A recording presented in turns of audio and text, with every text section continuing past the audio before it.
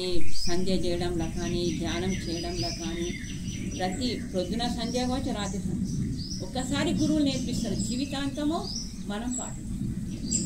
గురువులే మళ్ళీ ప్రతిసారి చెప్పాలి, లేవండి సంధ్య చెయ్యండి, సంధ్య చేసిండ్రా లేదా ఇవన్నీ అడిగే అవసరం.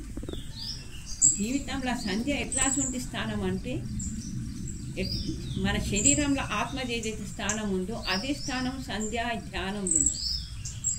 ధ్యానం చేయలేదు, మనం సంధ్య చేయలేదు అనుకుంటే మనం జీవితంలో ఒక గొప్పది వదులుకున్నట్టే. సో ఎప్పుడు అటువంటి అవకాశం లేదు. సంధ్య అయినాక యజ్ఞం ఇవి పొద్దున లేవగానే మనం ఏం చేస్తాం, ముందు ప్రాతకాలం అయినాక సంధ్య చేస్తాం. సంధ్యను కంటిన్యూషన్లో ధ్యానం చేయాలి. ధ్యానం చేసిన తర్వాత యజ్ఞం. ఇది మన జీవితంలో మొదటి భాగం ఉన్నటువంటి. తర్వాత విద్య ఏదైతే ఆర్జన చేస్తుందో శ్రద్ధతోని భక్తితోని విద్య ఆర్జన చేస్తాం.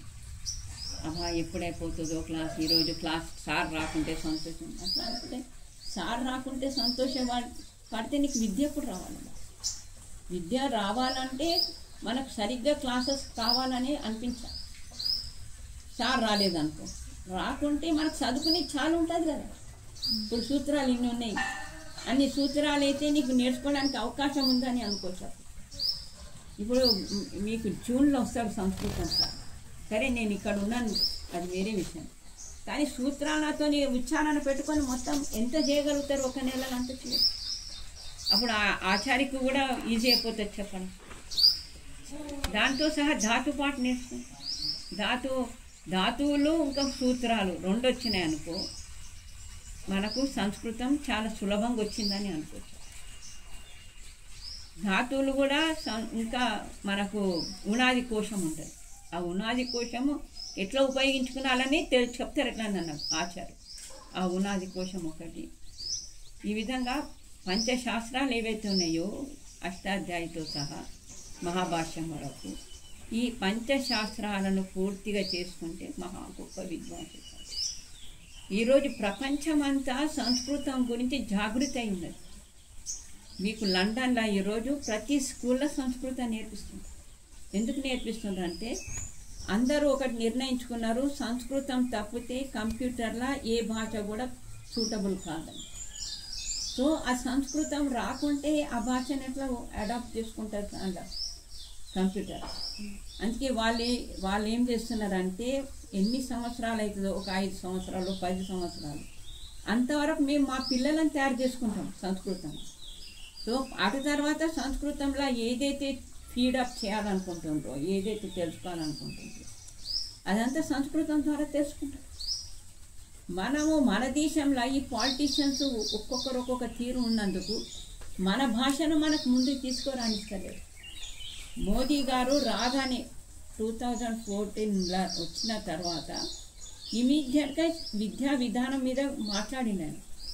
కానీ వేరే ఆపోజిషన్ వాళ్ళు ఎవరు ఒప్పుకోలేదని.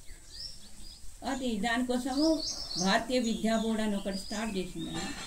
ఆ భారతీయ విద్యా బోర్డు యొక్క ఏదైతే సిలబస్ ఉన్నదో ఇప్పుడు వీళ్ళందరి దగ్గర ఉన్న సిలబస్కు అది చాలా డిఫరెంట్ ఉంది. ఎందుకు డిఫరెంట్ ఉందంటే నిజమైన చరిత్ర రాసింది, నిజమైనటువంటి శాస్త్రాల యొక్క అవగాహన గురించి రాసింది. సైన్స్లో కూడా ఏదైతే మనకు ఆయుర్వేదంలో కూడా ఒక సైన్స్ ఉంది, ఆ సైన్స్ను కూడా ఇంట్రొడ్యూస్ చేస్తున్నారు. సో ఒక మంచి పద్ధతి అడాప్ట్ చేసుకున్నారు. సో అదే మనం కూడా ఇక్కడ అడాప్ట్ చేసుకుంటే మీకు అన్ని విధాలుగా అది రూపం ఇవ్వగలుగుతుంది. పరీక్షలు ఇవ్వడానికి డైరెక్ట్ భారతీయ విద్యా బోర్డు వాళ్ళు ఎట్లా పరీక్షలు పెడతారో అట్లానే చేయవచ్చు. సో మీరు ఎంత ప్రతిజ్ఞతోని ఎంత మంచి చదువుకుంటే మీరు 10 మందికి ఆదర్శం కావాలి. అరే మేము అనుకున్నాం ఈ గురుకులంలో చదివితే ఏం కాదు, ఈ గురుకులం నుంచి ఒక డాక్టర్ వెళ్ళగలుగుతాం, ఈ గురుకులం నుంచి ఒక ఇంజనీర్ వెళ్ళగలుగుతాం, ఒక కలెక్టర్ వెళ్ళగలుగుతాం. అటువంటి ప్రయత్నం. గురుకులం అంటే ఒట్టి సంస్కృతం చెప్పే వాళ్ళే కాదు, సంస్కృతం చెప్పే వాళ్ళు కావడం కూడా చాలా గొప్ప విషయం, మామూలు విషయం ఏం కాదు. బ్రతికిస్తాడు కదా సంస్కృతం. సో అన్ని విధాలుగా జీవితంకు ఒక పరిపూర్ణమైన రూపం ఇవ్వగలిగితే ఆత్మైవ ఆత్మనో బంధు ఆత్మైవ రిపురాత్మ.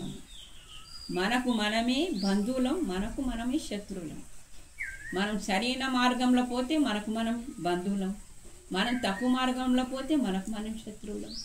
కాబట్టి నాకు నేను శత్రువును కావాలన్నా, నాకు నేను మిత్రుని కావాలన్నా, అది ఆలోచించుకుంటే మనం అట్లనే కాగలుగుతాం. సో ఇది ఒక పట్టుదలగా తీసుకొని చేయండి. రోజు ఒక మంచి విషయం చెప్తుంటాం. మీకు దగ్గర ఒక నోట్బుక్ ఉంచుకొని అప్పుడు ఈరోజు పాయింట్ చెప్పిండు, మాట్లాడి ఎవరి గురించి చెప్పిండు, దేని గురించి చెప్పిండు, అవి రాసుకుంటే మీకు ఎప్పటికైనా పనికొస్తాయండి. శాంతి.